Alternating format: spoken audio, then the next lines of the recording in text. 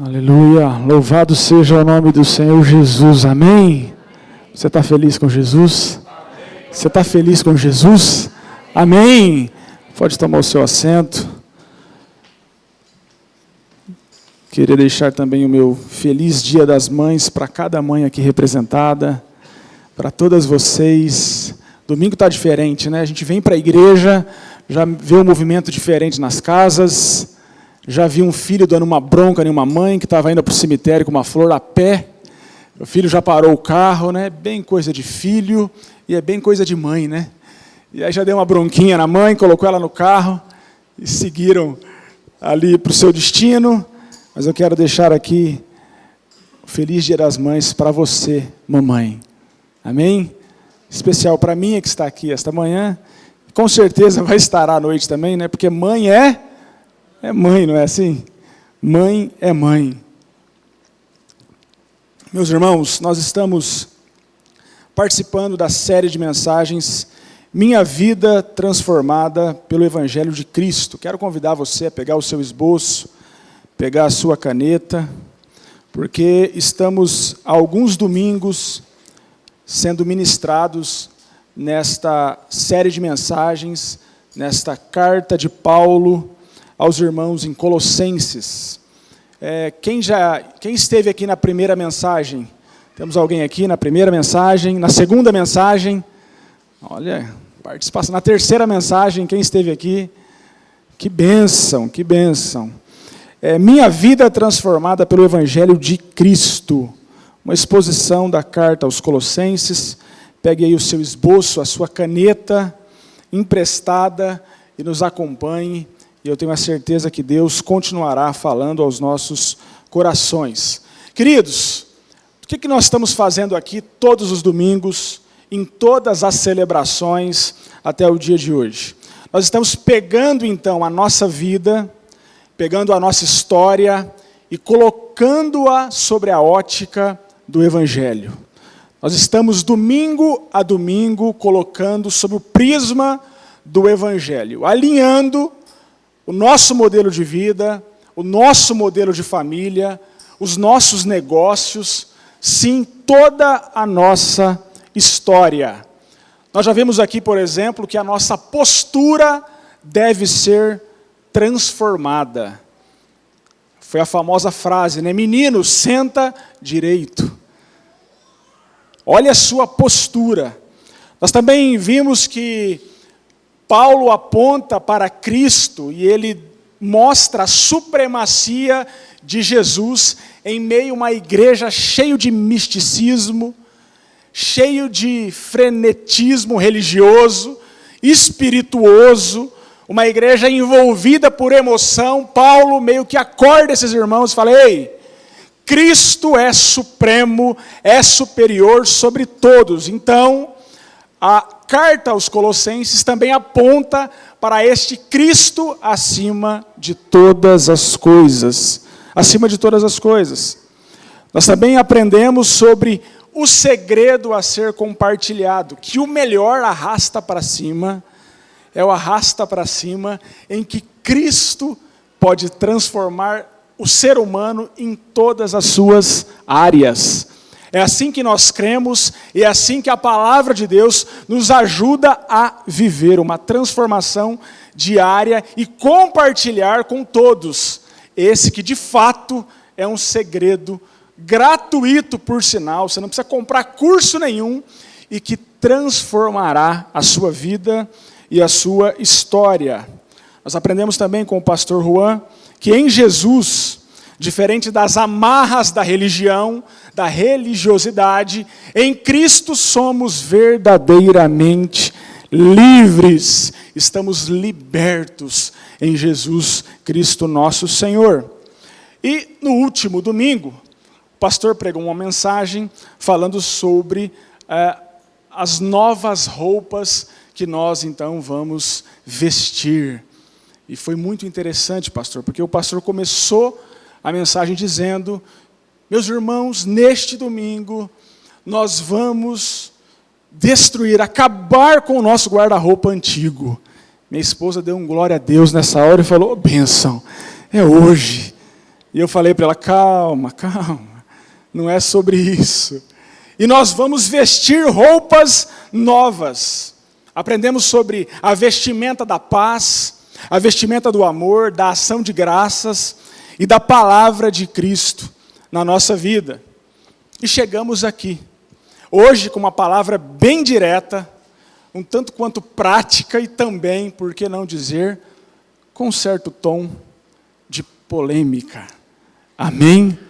E é por isso que eu convido você mais uma vez a colocar o seu coração na presença de Deus, a fechar os teus olhos e a pedir que o Senhor fale com você. Amém? Faça a sua oração.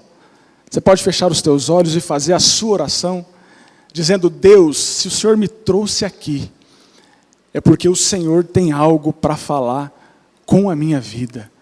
Peça para Deus agora tirar tudo e qualquer pensamento que atrapalhe a ministração da palavra dele dentro da sua vida. Pai amado, nós estamos na tua presença diante da tua palavra e pedimos, ó Deus, que o teu Espírito Santo tenha liberdade para ministrar nos nossos corações nesta manhã, ó Deus. Abra a nossa mente, abra o nosso coração, o nosso entendimento, que nós possamos compreender, ó Deus, e sermos renovados pela tua santa e poderosa palavra, em nome de Jesus. Amém. E graças a Deus. Meus irmãos, o tema desta manhã é este: relacionamentos transformados. Você pode dizer isso? Diga assim comigo: relacionamentos transformados. Olhe para a pessoa, não olha não, estou brincando. Relacionamentos transformados. Olha o que diz o texto de Colossenses, capítulo 3, a partir do versículo 18. E nesse texto nós vamos sempre transitar nas outras passagens com a mesma mensagem, com as suas diferenças, que é o texto em Efésios e também a carta de 1 Pedro, mas todos dentro desse mesmo tema. Então perceba o que diz a palavra do Senhor Paulo escrevendo aos Colossenses. Colossenses 3, a partir do versículo 18 até o 24. Esposas, cada uma de vocês deve se sujeitar ao seu marido, como convém a quem está no Senhor. Maridos, cada um de vocês deve amar a sua esposa e não deve tratá-la com amargura. Filhos, obedeçam aos seus pais em todas as coisas, pois isso agrada ao Senhor. Pais, não irritem os seus filhos, para que eles não desanimem. Escravos, obedeçam em tudo aos seus senhores terrenos, não somente para agradar-lhes quando estão observando, mas com sinceridade de coração, pelo fato de vocês temerem ao Senhor. Tudo o que fizerem, façam de todo o coração, como para o Senhor, não para os homens, sabendo que receberão do Senhor a recompensa da herança, pois é a Cristo o Senhor a quem vocês servem. Amém? Amém ou amém? Glória a Deus. Vocês viram que a hora que eu falei esposas, minha voz até falhou, né? Deu uma falhadinha.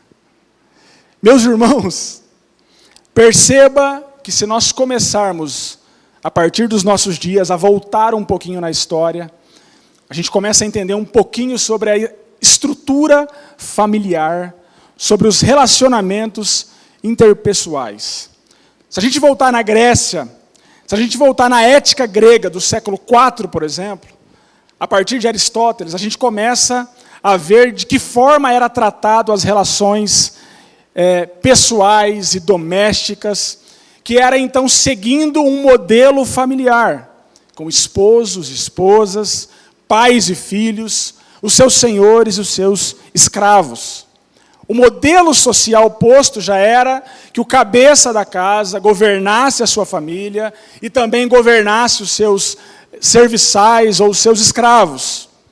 A estrutura aqui era que o marido deveria prover economicamente, ser o provedor deste lar, e a esposa então responsável pela administração da casa e também pela criação dos seus filhos. Nesse contexto, a mulher, por exemplo, ela não tinha nenhum direito legal à propriedade e também a uma herança, desde que não estivesse com seu marido, desde que não estivesse dentro de um casamento. As mulheres também não participavam de nenhuma decisão política, de nenhuma assembleia pública, de nenhuma transação econômica e muito menos de nenhum negócio, de nenhum comércio. Essa era a condição dessa sociedade. Então, qual era o papel, por exemplo, das mulheres? Era um papel doméstico. Era um papel de educação limitada, porque a educação que ela recebia, a faculdade que ela poderia fazer, era uma faculdade que lhe dava condição para quê? Para administrar somente a esfera e a estrutura do seu lar, a criação, então, dos seus filhos. Aristóteles, por exemplo, diz em um dos seus escritos que a diferença entre um homem e uma mulher é que o homem é mais corajoso e mais apto para comandar, e a mulher é mais apta para obedecer. Se a gente voltar um pouquinho os nossos dias. Alguns estudiosos também proferiram ali, influenciados por essa cultura, que a mulher era um homem fracassado. Um homem que fracassou. Alguém já colocou isso até na boca de São Tomás de Aquino. Mas não lhe cabe essa fala. Mas de fato colocaram. Então perceba que nessa sociedade, você querendo ou não, você aceitando ou não, você militando ou não, essa era a condição por ter nascido mulher. Muito antes, se você voltar um pouquinho mais, você começa a encontrar então um contexto semelhante e um pouco mais rigoroso, voltando para Nero, em 60 depois de Cristo, ali para os tempos em que Pedro e Paulo foram mortos também. Voltando um pouco mais, você começa a perceber que, auxiliado ali por uma certa filosofia também, esse governador quer se consolidar no poder. E Nero, o imperador, ele ordena a execução da própria mãe, em busca da manutenção do seu poder. Então essa é a estrutura familiar do seu tempo.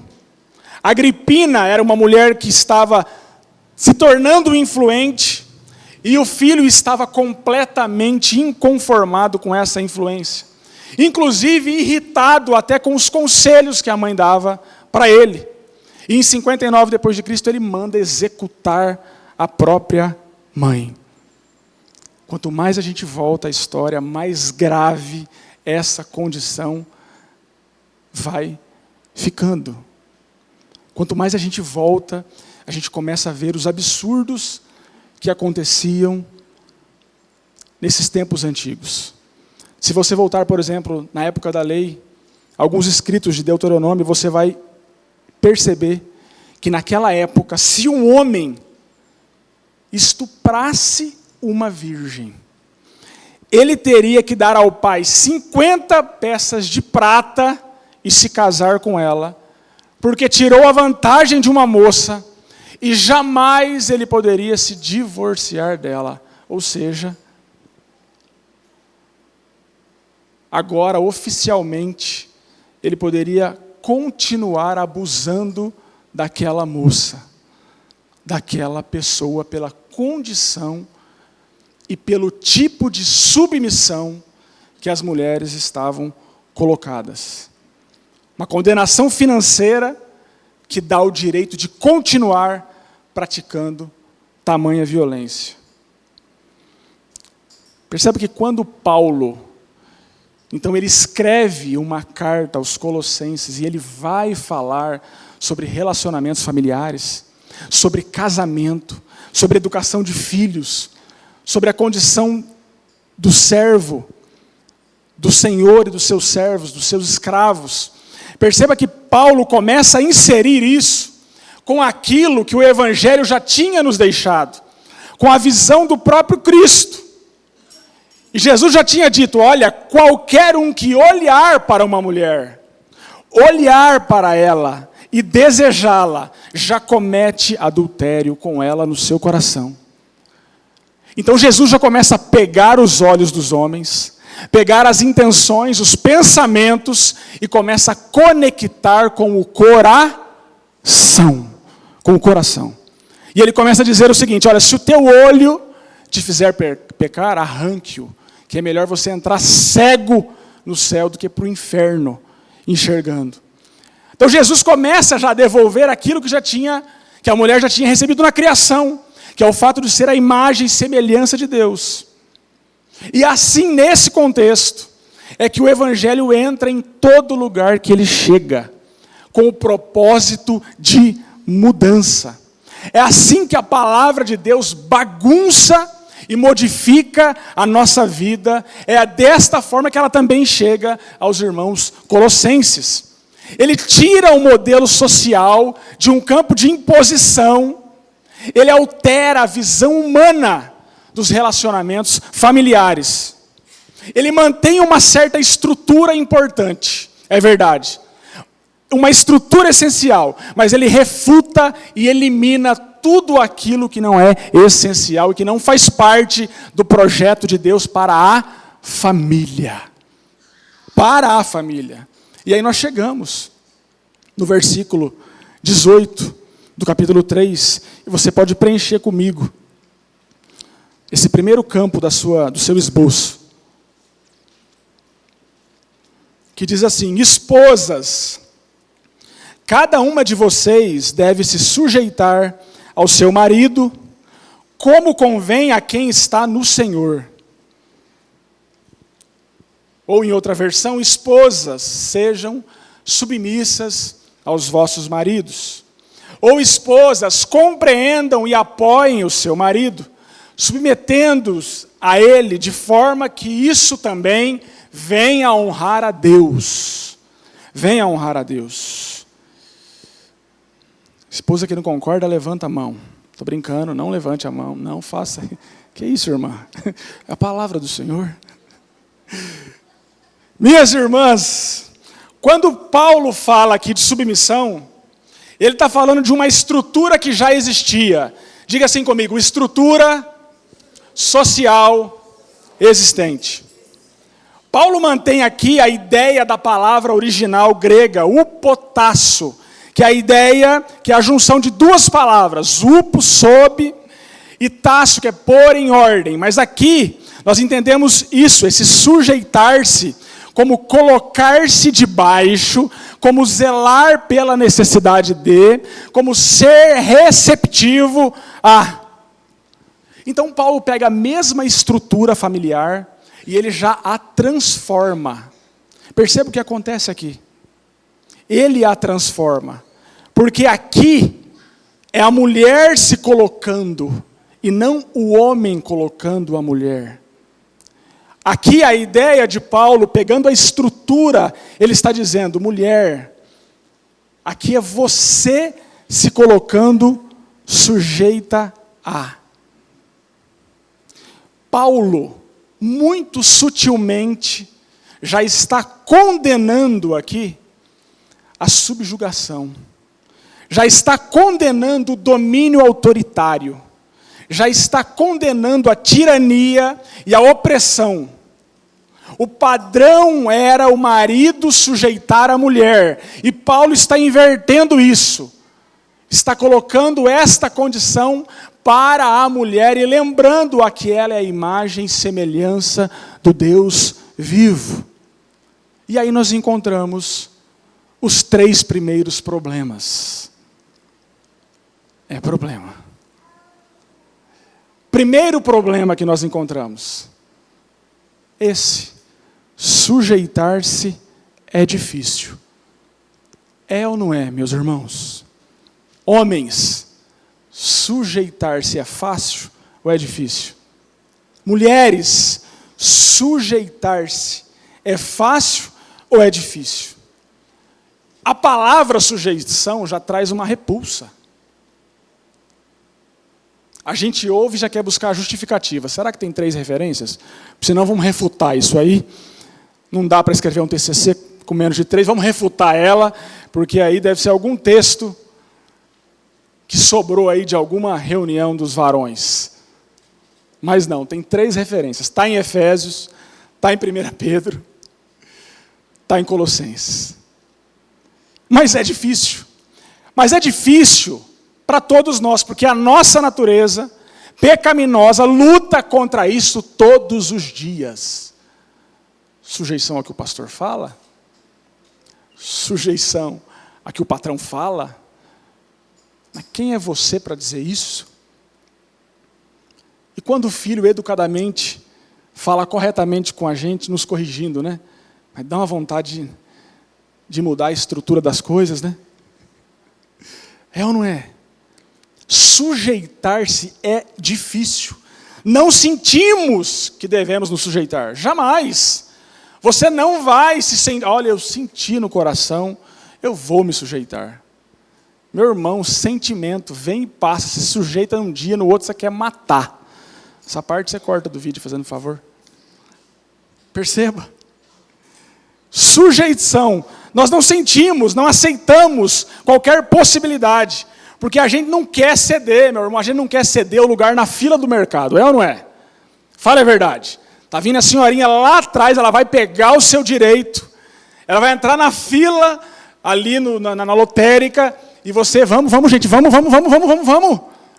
A gente não quer ceder o lugar na fila, quanto mais se sujeitar. Sujeitar-se é difícil. Segundo problema, o uso inadequado desse termo causou e causa muito dano às mulheres. É ou não é verdade? O uso inadequado, na estrutura errada, equivocada, causou muitos danos às mulheres. Que tipo de dano? Abuso, distorção, amargura, tristeza, opressão, inclusive estupro. Dentro do núcleo familiar. Sim, estupro. Violência, inclusive sexual. Uso inadequado do termo sujeição. Terceiro problema, o desprezo pelo princípio da submissão. Aqui nós temos vários motivos. Algum deles, por exemplo, as mulheres que manipulam emocionalmente os seus maridos, responsabilizando eles por suas carências que não permitem que eles tenham um bom êxito para exercer a liderança dentro de casa, tolhendo, buscando a autoridade para que ele perca dentro e fora de casa, humilhando os seus maridos. Perceba que são extremos. A dificuldade, nós todos reconhecemos que ela existe. De um lado nós temos o excesso e o exagero e o erro no abuso do uso do termo em que homens pegam essa palavra sujeição e querem oprimir e retalhar as suas esposas. De outro lado, nós temos as esposas que pegam essas palavras e de forma emocional vão tolhindo ali a autoridade do marido, manipulando aquilo que conhece como amor, como ser amor. Então o apóstolo Paulo aqui, ele está mantendo a estrutura familiar, mas ele está discutindo os meios. Diga assim comigo, discutindo os meios. Como assim, Iverson? A forma, o modelo, a condição. Paulo está trocando o modelo social da sociedade e colocando e devolvendo e fazendo nascer de novo, com a influência do Evangelho de Cristo, a ética cristã no seio da família. Em Efésios, a palavra diz o seguinte, no versículo 23 do capítulo 5. Pois o marido é o cabeça da esposa, como também Cristo é o cabeça da igreja, que é o seu corpo, do qual ele é Salvador. Diga assim comigo, Cristo, cabeça, salva o corpo. E o marido é esse cabeça. Essa direção do marido é para que ele salve a sua esposa. Meus irmãos, nenhum código familiar, nenhum código, nenhum tempo civil se exigiu que aqui maridos amassem as suas esposas ou agissem com elas desta maneira. Para alguns maridos, elas eram apenas um objeto, mais uma coisa. Perceba, Paulo aqui está pegando a estrutura da família, está introduzindo o amor como condição dessa relação. E ainda começa a comparar esse amor com o sacrifício que Cristo fez pela sua igreja. Olha o apontamento. E aí nós começamos a aprender que submissão não significa inferioridade. Submissão não significa inferioridade, mas uma diferença funcional. Diga assim comigo, papéis diferentes. Perceba que Jesus é Deus, correto? Amém? Jesus é Deus. Em 1 Coríntios, capítulo 15, versículo 28, olha o que diz a palavra do Senhor. Quando, porém, tudo estiver sujeito a Ele, então o próprio Filho se sujeitará àquele que todas as coisas lhe sujeitou, a fim de que Deus seja tudo em todos. Cristo se submeteu, se sujeitou, mesmo sendo Deus, porque naquele momento ele desempenhava um papel diferente. Submissão não significa inferioridade, mas exercício de um papel diferente. Essa é a primeira indicação que nós estamos sendo levados. Perceba que Paulo está apontando e dizendo que os iguais possuem papéis diferentes. Os iguais possuem papéis diferentes.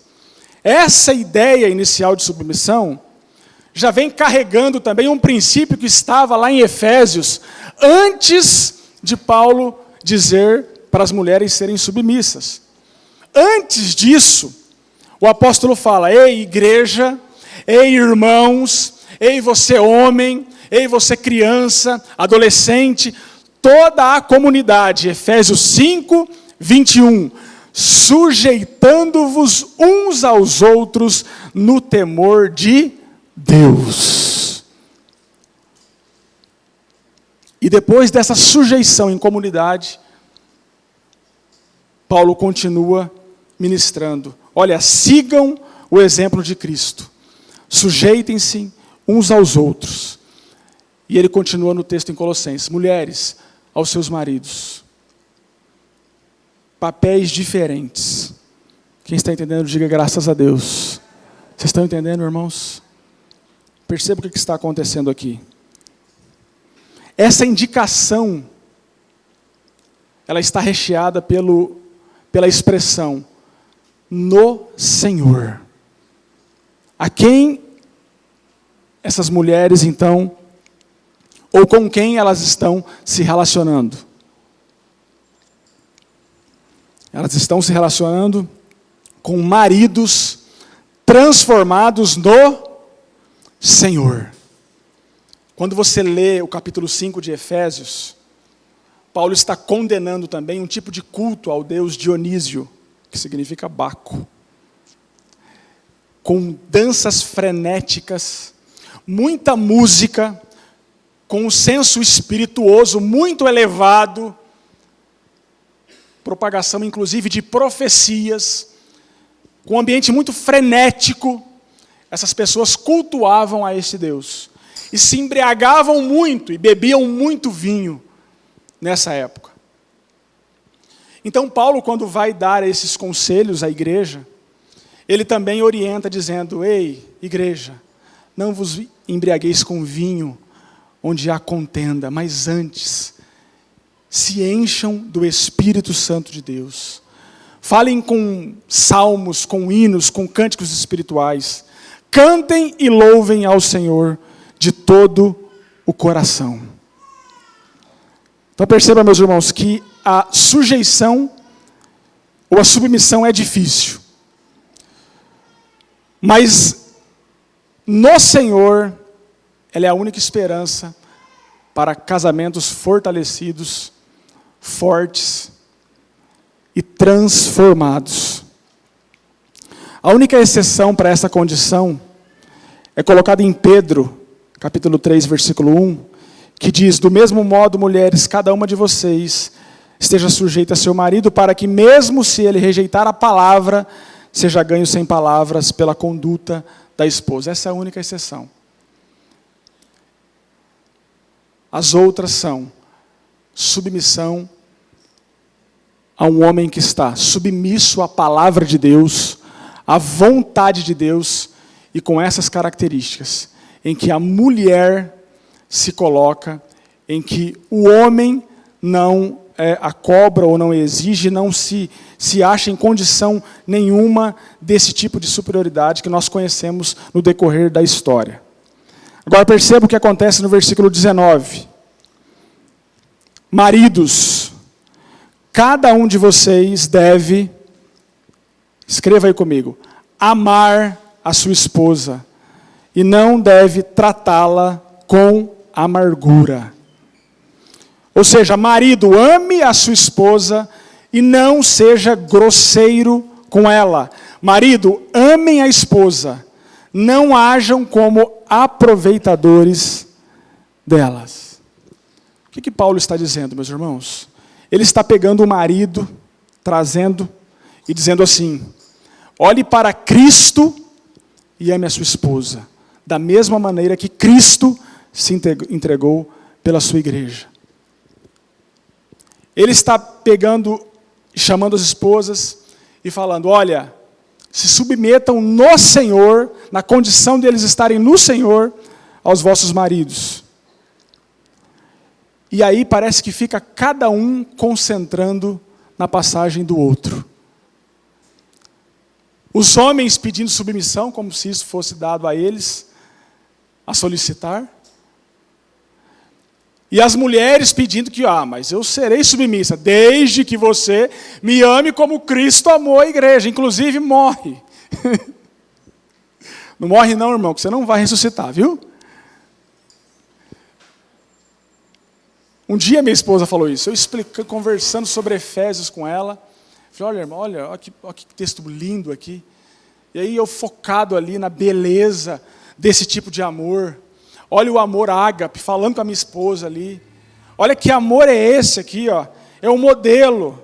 Daí ela disse o seguinte para mim: mas que mulher que não vai ser submissa ao marido, né?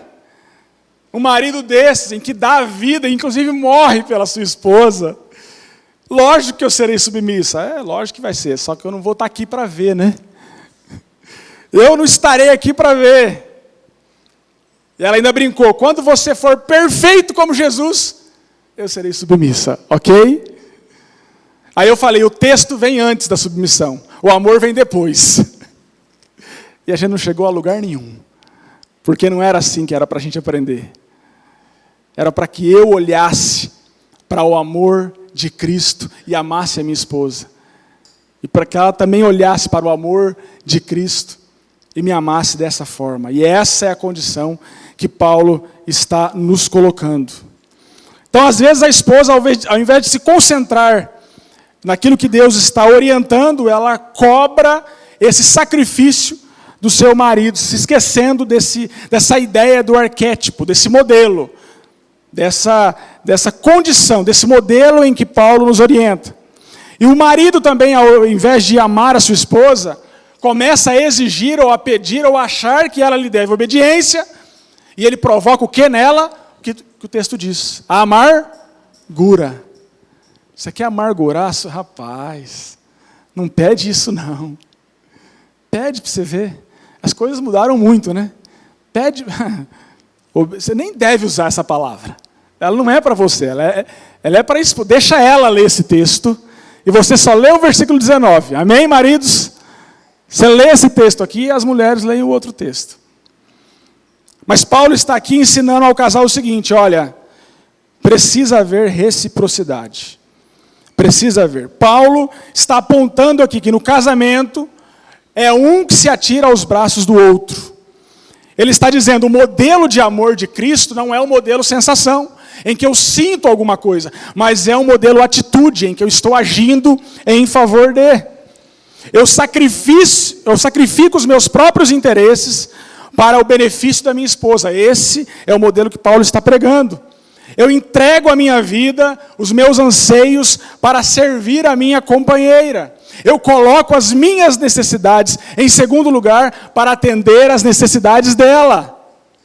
Paulo está apontando, né, aquilo que se diz muito nos casamentos, aquele ditado que eu acho que é chinês que o pessoal fala, eu nunca conferi, mas diz que você não casa para ser feliz, você casa para fazer o outro feliz. É chinês, Paulo? Não sabe também, né? A palavra amor aqui é ágape. Diga comigo assim, ágape. É a mesma encontrada para demonstrar o amor de Jesus pela humanidade. Em João 3,16. Porque Deus amou o mundo de tal maneira que deu o seu Filho unigênito, para que todo aquele que nele crê não pereça, mas tenha a vida eterna. Mas o amor é uma condição também mal interpretada por nós homens, porque nós vemos o amor como sempre essa necessidade. Sabe, a necessidade, amor é sempre aquilo que as pessoas têm que fazer pela gente. E não aquilo que nós temos que fazer pelas pessoas. É isso que a gente faz. Fala para os nossos filhos, né? Você não me liga. Você não me ama. Você não ama a mãe. Você não liga para a mãe. Você passa 2 dias sem falar com a mãe. A gente cobra o amor, é uma necessidade. A gente exige o amor, a atenção das pessoas. Você não é meu amigo, você foi com fulano na padaria tomar café, você não me liga. Você não me chamou para o aniversário da tua filha. A gente exige o amor, e Paulo está dizendo, não é assim. Não é exigindo a atenção das pessoas, presentes das pessoas. O ágape é diferente. O ágape serve, ele se entrega, inclusive ele morre. O ágape não ama alguém que merece. Não ama alguém que merece. O ágape não ama somente aquilo que é bonito, que é belo. Ele ama até a ruga. Ele ama aquilo que o botox não segura mais. Ele ama, porque o ágape é uma ação. O ágape não necessita de um motivo. Perceba o que Jesus fez com amor ágape. Ele nos amou quando nós ainda éramos pecadores. Meus irmãos, o ágape, ele escolhe. Jesus já disse, vocês não me escolheram, fui eu quem escolhi a vós. Esse é o amor ágape. É um amor seguro, é um amor confiante, é um amor eterno. E o ágape, ele não tem mérito na pessoa. O mérito desse amor está sempre em Cristo. Por que eu consigo amar a minha esposa? Mas pastor, a minha esposa é muito difícil. Ame-a. Mas pastor, a minha esposa não faz nada do que eu peço. Ame-a. O ágape se submete. E a transformação, meu filho, vem através do Espírito Santo. Tenha paciência e continue amando a sua esposa. O ágape é confiante, ele é seguro, ele é diferente, ele não provoca a amargura.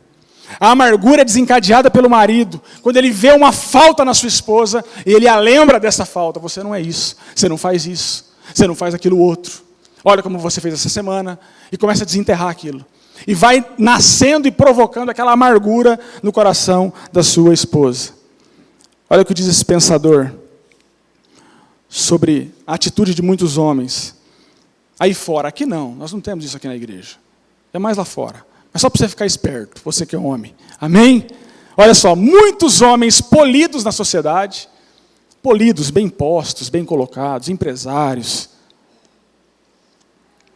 homens de sucesso, falam baixinho, tratam muito bem todo mundo. Muitos homens polidos na sociedade são rudes, grosseiros dentro do lar. Por quê? Porque dentro de casa não temem as consequências.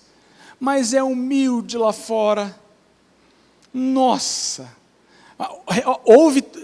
Pode dar a patada que for lá, mas apanha de todo mundo lá fora. A hora que ele pisa dentro do lar dele, nossa, que agressão. Como ele é poderoso. Polido lá fora e rude no lar. Um dos maiores pastores de uma igreja em Chicago, que não tinha família convertida ainda, diz que certa feita ele estava à mesa com seu pai e sua mãe, jantando. E o seu pai proferiu palavras amargas na sua frente para aquela mulher. E imediatamente aquele pai olhou para a esposa e falou: eu estou extremamente envergonhado e arrependido por aquilo que eu acabei de dizer para você. Eu preciso te pedir perdão, com lágrimas nos seus olhos. Esse filho terminou a sua refeição, foi para o seu quarto, dobrou os seus joelhos e falou assim: Deus, obrigado pela minha família. Quando eu crescer, faça-me alguém igual o meu pai. Ele se tornou um grande pastor em Chicago e nunca se esqueceu desse testemunho. Perceba, meus irmãos, que o amor, ele concede em um momento o que o seu trabalho não poderia obter em uma era. Vocês entenderam? Quem tem filho aqui, levanta a mão. Quem é pai tem filho aqui? Quem é mãe tem filho aqui? Olha só. O amor concede em um momento o que o trabalho não poderia obter em uma era. Você, homem casado, presta atenção aqui, ó.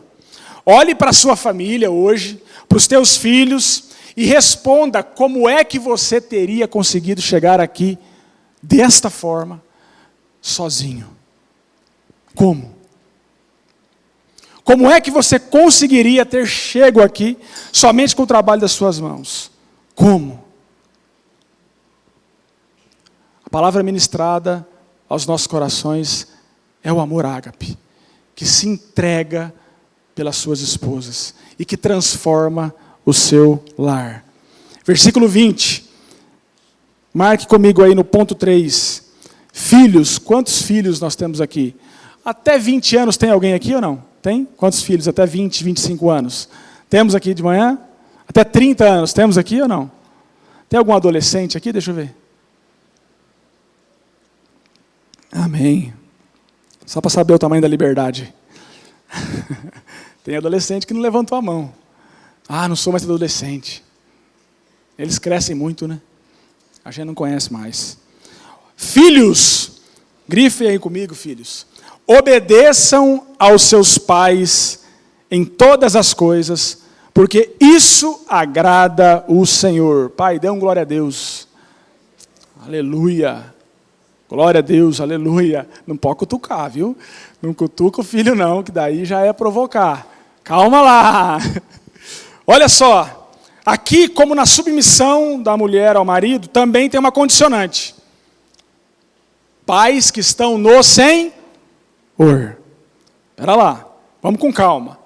Paulo fala aos pais cristãos responsáveis, supondo que eles têm os melhores interesses na vida do seu filho. Meus irmãos, sabe qual é o nosso problema? Nosso problema é que a gente esquece de algumas coisas. Paulo está escrevendo para uma igreja que estava se convertendo em multidões. O povo estava se convertendo, e ele precisava instruir esse povo. Já era um povo que estava no processo da transformação. A gente faz diferente, a gente pega a carta endereçada à igreja, a gente lança ela no Facebook. Ou lá no Instagram. Tem coisa que dá para postar, mas tem coisa que não dá. Mas a gente lança lá como se aquelas pessoas tivessem passado por algum tipo de transformação. Não, meu irmão. Não. Aqui o endereçamento da carta faz toda a diferença. Por que eu estou dizendo isso? Porque senão nós vamos ter pais aí que não sabem o que é o temor do Senhor e nem o que é uma responsabilidade na educação dos seus filhos, maltratando os seus filhos, dizendo, vocês precisam me obedecer. E maltratando, pecando contra eles. Perceba, Paulo está aqui, naturalmente, se referindo a uma obediência absoluta aos pais dentro daquilo que a moralidade cristã, que a ética cristã permite. E a gente precisa falar isso hoje. Por que nós precisamos falar isso? Porque em tempos de abusos infantis, introdução à prostituição pelos seus próprios descendentes, né? Ascendentes. As crianças hoje estão sendo usadas pelos próprios pais, de maneira covarde, ensinadas ao furto, ao roubo. Então, Paulo está endereçando a igreja, ele está falando, olha, ensinem incisivamente os valores cristãos e também a fé aos seus filhos. Na carta aos Efésios, O texto diz assim, no capítulo 6, versículo 1. Filhos, obedeçam aos seus pais no Senhor, porque isso é justo. Honre o seu pai e sua mãe, que é o primeiro mandamento com promessa, a fim de que tudo corra bem com você e você tenha vida longa. Amém? Eu ouvi esse texto a vida toda. Algum filho aqui de crente antigo já ouviu? O único mandamento com promessa, viu? Você me respeita. Você me honre. Mas perceba, os filhos aqui são responsáveis por levar o plano da unidade da família adiante, entre as gerações. Em uma cultura onde o Nero manda matar a própria mãe, Paulo está dizendo, obedeçam aos seus pais. Obedeçam aos seus pais no Senhor. A desobediência é tão grave para o apóstolo, que ele coloca ela na cultura ali dos gentios, ele condena lá em Romanos 1, capítulo 30, versículo 30, e coloca em pé de igualdade a desobediência com caluniadores, com os inimigos de Deus, com os insolentes, com os arrogantes, presunçosos e os desobedientes aos pais. E eu li num comentário algo muito interessante. Qual é a diferença de obedecer e de honrar? E o pastor vai poder corrigir qualquer coisa. Mas nesse comentário estava dito o seguinte, que obedecer é enquanto você estiver ali, debaixo do cuidado dos seus pais. Quem aqui já ouviu a expressão, enquanto você estiver debaixo desse... Maravilha, né? Não muda, né? Gente do céu, é todas as gerações... Eu já falei isso, né? Acho que eu já falei também. Enquanto você... Então, obediência cabe, então. Enquanto você estiver debaixo desse teto. Depois a coisa muda um pouco, né? Você casa, a esposa já tem outras ideias, e você vai levando a vida, vai tocando o barco. Mas honrar é para a vida toda. Eu obedeço enquanto eu estou debaixo ali da condição dos meus pais, mas depois eu o honro por toda a minha vida. Agora, deixa eu fazer uma observação aqui. Eu perguntei se tinha algum filho aqui, algum adolescente. Eu acho que os pais vão concordar comigo. Vamos colocar um parênteses aqui, só uma situaçãozinha, rapidinho. Se você estiver comigo, pai, dê um glória a Deus aí. Vamos falar aqui só nós, os pais. Será que tem como obedecer essa meninada aí sem reclamar, pastor? Tem filho que reclama lá ou não? Então tá, sem reclamar não, vamos lá. Sem levantar a sobrancelha. Será que tem como ou não? Jesus amado, olha essa frase que eu coloquei aí no... Martin Luther King tem uma frase, ele diz o seguinte, Palma, bem conhecida, né? Eu tenho um sonho. Qual que é a frase dele? Você lembra ou não, pastor? Eu tenho um sonho. No dia em que meus 4 filhos viverão em uma nação onde não serão julgados pela cor de sua pele, mas pelo conteúdo do seu caráter. Você não tem Martin Luther King, você tem nós aqui hoje, e eu também tenho um sonho. Eu tenho um sonho. O dia em que nossos filhos obedecerão sem reclamar, sem levantar as sobrancelhas, sem virar os olhos, sem bufar. Tem alguém que bufa lá na sua casa, meu irmão? E principalmente, olha que maravilha, na hora em que a gente pede. Você pode dar um glória a Deus?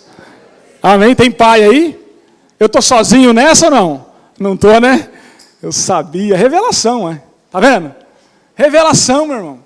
Levantando a sobrancelha, bufando, reclamando. Misericórdia, meu irmão. Tem filho, tem pai. Quem é pai aqui de adolescente? Levanta a mão, que eu quero ver. Amém, amém. Pode abaixar a mão. Dá mais um brinde para eles aqui, viu, igreja? Dá mais um brinde e libera o café lá fora para eles. O café depois é só para quem é pai de adolescente. Meus irmãos, estou brincando, você que é adolescente, fica calmo, vai chegar a hora dos pais aqui. Pensa bem. Meu cunhado, pastor Juan, né, pai de novo. Ele disse que ia ter 4 filhos. Eu abençoo, só abençoo. Rapaz, tem que ter 10. Vai chegar na adolescência, vai ver. Você gosta de aventura? Eu gosto, sou animado, gosto de aventura. Você gosta de montanha-russa, queda livre? Vai, filho, vai fazendo. Nós estamos aqui para dar risada. É assim? É assim, aventura.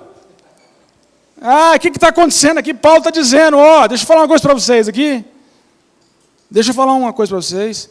Paulo está dizendo, Jesus, Filho, obedecia a Deus Pai. Diga assim comigo, Jesus, Filho, obedecia a Deus Pai. Aí o filho pode dizer assim, mas ele tem uma reclamadinha assim, que eu sei. Ai, Senhor, afasta de mim esse cálice. Meu irmão, nós estávamos mandando ele para a cruz. Nós só queremos que você arrume o quarto. Olha a diferença. Não, vai reclamando. Se possível, Deus, afasta de mim esse quarto. Não, Senhor, mas antes seja feita a tua vontade, Pai, eu vou lá arrumar. Pensa bem. A gente não está mandando você para a cruz, não, embora tem vezes que a gente fica com vontade, não fica? Fica ou não fica, irmão? Se você ri é porque fica. Fala, vou colocar esse menino, não vou pendurar ele agora. Agora eu penduro ele. É ou não é? Mas a gente não está fazendo isso. A gente só está falando, solta o celular e vai estudar pelo amor de Deus. É só isso que a gente está fazendo. É só isso. A gente não está proibindo você de jogar videogame. Você que tem filho menino aí, que é mais animado, não está proibindo. A gente só está falando, ei, a madrugada também serve para dormir. Pelo menos umas 2 horas. Durma. Perceba. Pode deixar o adendo para a mensagem da noite? Amém? Pode deixar, né? Sem reclamar. Obedecer. Aleluia. Glória a Deus. Preencha comigo item 4. Pais, não irritem os seus filhos. Aí, ó. Agora a chave mudou, hein? Para que eles não desanimem. Meus irmãos, Deus confiou filhos a vocês. Eu vou pegar apenas uma expressão, a expressão de Efésios, capítulo 6, versículo 4. A expressão kriaios. Porque aqui a palavra grega significa nutrir e ajudar a florescer. Essa expressão significa isso no grego. Nutrir e florescer. Ou seja, o que é que foi confiado aos pais? Primeiro, a mente dos seus filhos. Deus não vai ficar colocando as coisas lá na mente dele, não. Foi confiado aos pais a mente dos seus filhos. Ou seja, Deus deu um banco de dados para você aí, um HD, né, que fala, né? Um HD, é um HD? Deus deu um HD para você, limpinho, e falou, ei, papai e mamãe, tá aí, ó. Pode colocar o que vocês quiserem. Formem a mente dos seus filhos. É a palavra que você usa em casa, é a reação que você tem em casa, é a forma com que você trata a sua esposa em casa. É a forma com que vocês se relacionem. Está aí o HD, está limpinho. Pode preencher. Deus entregou a mente dos nossos filhos para nós, nas nossas mãos. Façam registros significativos. Façam registros profundos. Façam registros verdadeiros. A pergunta que eu faço para mim, quais registros eu estou alocando ou colocando na mente das minhas filhas, dos meus filhos? O que mais? Mente e também o sentimento deles, o corpo e a espiritualidade. Ou seja, o ambiente que você cria na sua casa traz a segurança correta para o crescimento dos teus filhos? Eles estão seguros? Ou você, pai, está naquela fase de adolescência vulnerável, né? O cara tem 45 anos e está na bipolaridade, não se trata, não sabe se ele é adolescente, ele não sabe o que ele é em casa. Ele transfere aquilo para o filho e vira uma bagunça ali na sua família. Perceba, é a mãe que conversa com a filha ali como se fossem 2 adolescentes, né? Então pense comigo aqui, ó. Os exemplos que nós damos farão das nossas crianças como flechas na mão de um guerreiro. Dentro do limite de cada um de nós, o nosso filho, as nossas filhas, o seu filho, ele está sendo preparado para oferecer ao mundo todos os dons e virtudes possíveis. Você está retirando dele ali o máximo, dentro dos limites possíveis, é claro. Aqui nós também temos 2 problemas, rapidinho. Primeiro problema, dos pais dominadores que coagem os seus filhos com uma disciplina extrema. Quem viu aquele pai americano que pegou o seu filho, falou para ele, rapaz, você está muito gordo, você vai emagrecer agora. Vocês viram esse vídeo ou não? Pegou a criança, ligou uma esteira e colocou o menino para correr. O moleque corre, cansa. E o moleque cai da esteira, o cara pega o moleque, levanta o moleque, coloca na esteira, liga a esteira de novo, corre. O menino cansa, ele segura o menino na esteira, assim, ó, segura. Para o menino continuar correndo. O menino morre. Pais dominadores.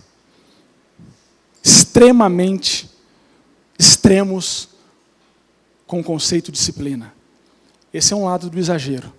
Aí tem o outro lado. Pais negligentes que não transmitem nenhum tipo de disciplina aos seus filhos. Geralmente eles provocam, irritam, fazem piada, ridicularizam, depreciam. Eles não falam que não vai dar em nada, mas eles no fundo acham isso mesmo. Não acreditam que aqueles filhos são herança do Senhor. Agente de transformação na sociedade. Sabe aquela ideia? Faz o que você quiser, meu filho. Coma o que você quiser, meu filho. Acorde a hora que você quiser. Estude se você quiser. Vá na igreja se você quiser. Namore quem você quiser, no tempo que for. Em tempo que você quiser. É a teologia do Zeca, do irmão Zeca. Né? Deixa a vida te levar, a vida leva você. O Titãs, né? O acaso vai me proteger enquanto eu estiver andando distraído. Meu irmão, se você estiver andando distraído, o acaso vai te atropelar. É a única coisa que vai fazer. Fica distraído para você ver. Deixa os teus filhos distraídos. Vai te atropelar. Esses que nivelam os filhos por baixo. Ufa, ainda bem que passou. Pelo menos passar de ano passou. Tá bom demais. Ô, irmão, tá bom mesmo passar de ano, mas não dá para subir um degrau dessa escala? Ano que vem eu vou estudar com você. Mas eu não sei, o pai não estudou. O pai vai ter que estudar então. Então o pai estuda para estudar com o filho. YouTube tem aula demais. Senta com ele e fala, bora, matemática. Por que colocaram essa letra aqui nesses números? E vai seguindo, meu irmão. Perceba, às vezes, essa má estrutura familiar, marido, não submisso a Deus, oprime a esposa, que também não é submissa, que desconta nos filhos, que também não são obedientes, que desconta na escola e que ouve da sociedade, isso aí é mimimi. E a coisa vai piorando e vai piorando. Em último lugar, preencha comigo. Escravos, obedeçam em tudo aos seus senhores terrenos, não somente para agradar-lhes quando estão observando, mas com sinceridade de coração, pelo fato de vocês temerem ao Senhor. Anote aí, tudo o que fizerem, façam de todo o coração, como para o Senhor, não para os homens, sabendo que receberão do Senhor a recompensa da herança, pois é Cristo o Senhor a quem vocês servem. É Cristo o Senhor. E eu encerro dizendo que sexta-feira eu fui em uma dessas lojas grandes, em uma outra cidade. Como que é o nome desse tipo de loja? Não quero falar o nome da loja. Loja de departamento, loja grande, espaçosa, que você demora uma semana para você chegar no fim dela. É que eu não queria falar, porque está fazendo um trabalho bonito lá no Rio Grande do Sul, né? E vai dar uma depreciada aqui, mas olha só o que aconteceu. Eu estou lá na loja e a gente fez algumas compras, uns utensílios ali, uns brindes para os nossos clientes. E aí a gente estava ali comprando e colocamos ali no carrinho e chegamos até o caixa. Chegando no caixa, a menina super atenciosa foi passando os itens. Aí chegou, tinha um item, assim, um itemzinho que a Laís comprou, que não tinha o código de barra. É isso, né? Código de barra. E o que aconteceu?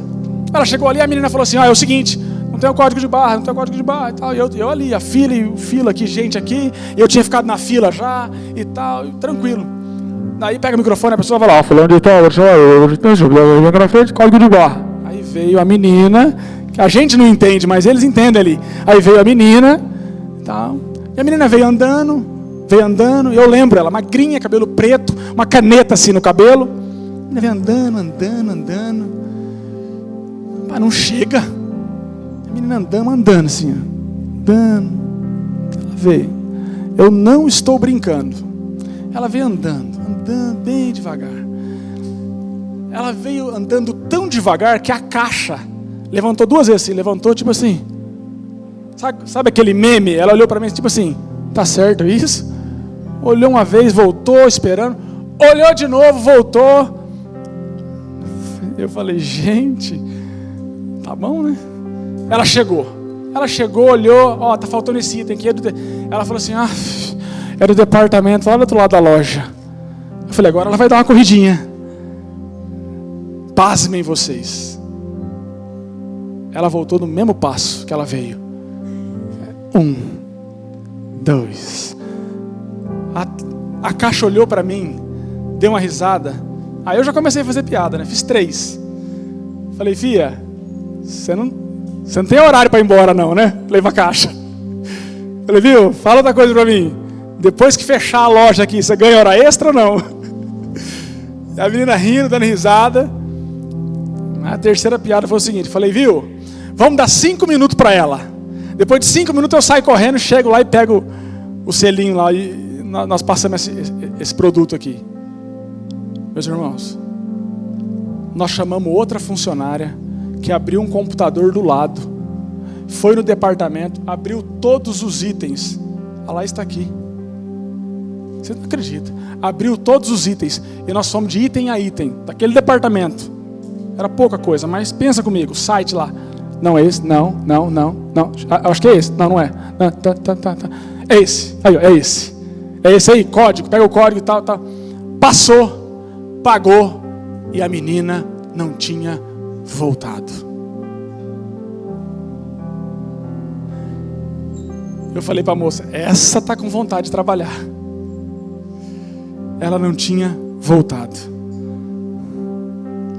Perceba, meus irmãos.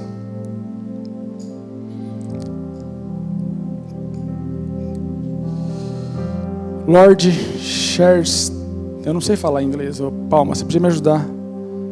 Como que tá o nome aqui? Chesterfield? É isso mesmo? Edita essa parte aí, Douglas. Diz o seguinte: a preguiça é apenas o refúgio de mentes fracas. Pensa comigo aqui. Tinha excelência nesse atendimento? Nada. Tinha vontade nesse atendimento? Nada. Tinha disposição nesse atendimento? Nada. Sabe o que a gente se esquece? Que a nossa profissão, ela é da vontade de Deus. Amém?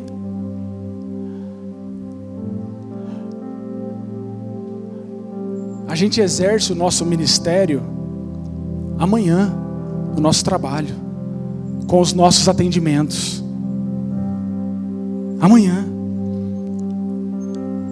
Mas o chefe não estava presente. O olho do patrão não estava ali. Meu irmão, não é a mão do teu chefe que coloca o alimento na tua mesa, é a mão do Todo-Poderoso. Amém? Não é o teu chefe que garante o seu emprego, é Deus que está no céu. Qual que é a nossa função então? Excelência naquilo que a gente se propõe a fazer. Excelência. Qual é o teu extremo aqui? Você já pode ser um pouco mais extremista com você. Não tanto, mas um pouquinho você pode ser. Até onde você pode chegar? Até onde você pode alcançar? Quais são os teus sonhos e o que você está fazendo para isso? Eu sempre fico pensando, será que não dá um pouquinho mais? Aí eu sempre falo, eu tenho alguns conselheiros, uns 5 pelo menos. Eles nem se conhecem.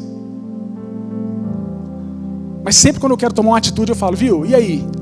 Tem um cara que sempre fala, para com isso, rapaz, vai descansar, vai arrumar para a cabeça. Aí tem uns 2 que falam, não, tamo junto, vai e eu vou te ajudar. É isso mesmo, vai que nós vamos estar aqui. Rapaz, se não der certo, você vai perder o quê? Você pega ali a multidão dos conselhos, vê ali onde está a sabedoria e fala, eu acho que dá.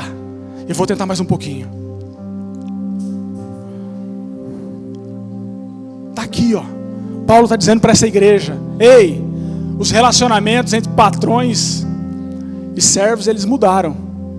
Inclusive, vou escrever uma carta aqui, para Filemão, estado de Filemão, perdoar o nosso irmão lá, o escravo fugitivo, Onésimo. Perdoar ele, rapaz. Sabe por quê?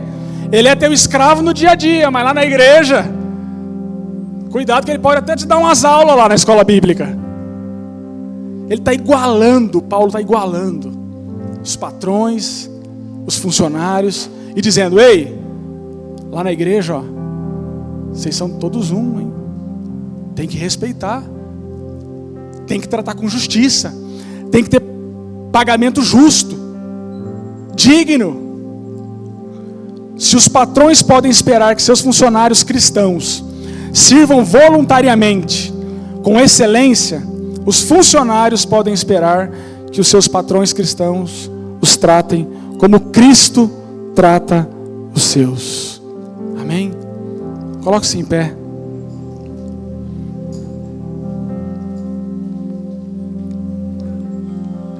O modelo posto por Paulo é nada mais do que aquilo que ele abre o livro de Efésios no capítulo 5, a carta de Efésios no capítulo 5. Como é que eu faço então para a minha configuração familiar? Sede, pois, imitadores de Deus. Agora o marido olha para Cristo e ama a sua esposa. A esposa olha para Cristo, se submete a papéis diferentes dentro do seu lar. Os filhos olham para os pais e os obedecem. Os pais não provocam a ira e nem irritam os seus filhos, e tiram deles o que de melhor oferecerão para a nossa sociedade: todos os dons e todas as virtudes, e o limite correto, nem muito, nem em excesso, e nem de maneira displicente. E os funcionários trabalham com excelência, e os patrões pagam aquilo que é justo. E Paulo está dizendo: esses são os relacionamentos transformados que eu deixo para vocês. Feche teus olhos. Senhor amado, nós queremos te louvar, ó Deus, pela tua palavra, e pedir tão somente que ela seja ministrada, além daquilo que foi falado, que o teu Espírito Santo possa nos transformar, ó Deus. Que esta manhã seja uma manhã de casamentos restaurados, de relacionamentos interpessoais mudados, que pais perdoem os seus filhos, que filhos perdoem e obedeçam os seus pais, que patrões, ó Deus, tratem de maneira distinta os seus funcionários, se preocupem com aquilo que é justo e digno para cada um deles, que funcionários, ó Deus, olhem para o seu serviço como sendo o seu ministério diante de Deus, e não façam para que homens os aplaudam, mas para que Deus veja e recompense dos céus, ó Pai. Senhor amado, que a tua palavra possa continuar nos transformando, ó Deus, no decorrer deste dia. É assim que eu oro, em nome de Jesus. Amém e graças a Deus. Amém, meus irmãos. Amém, meus irmãos. Nós estamos encerrados. Dê um abraço na pessoa que está do seu lado. Vai fazer um almoço para a tua mãe. Ah, Iverson, mas eu não... estou triste porque eu não tenho mãe, rapaz. Eu perdi minha mãe. Irmão, igreja é para isso também. Faz o seguinte: pega uma irmã aí que está sem filho na cidade, alguma coisa. Tem um monte, não tem, pastor? Leva para casa, dá um almoço para ela. Ou faz melhor, leva lá no Herança ela. Amém? Abençoa ela, meu irmão. Tá bom? Não vamos chorar não, dia de alegria hoje. Tá bom? Seja grato, em nome de Jesus. Que Deus abençoe cada um de vocês.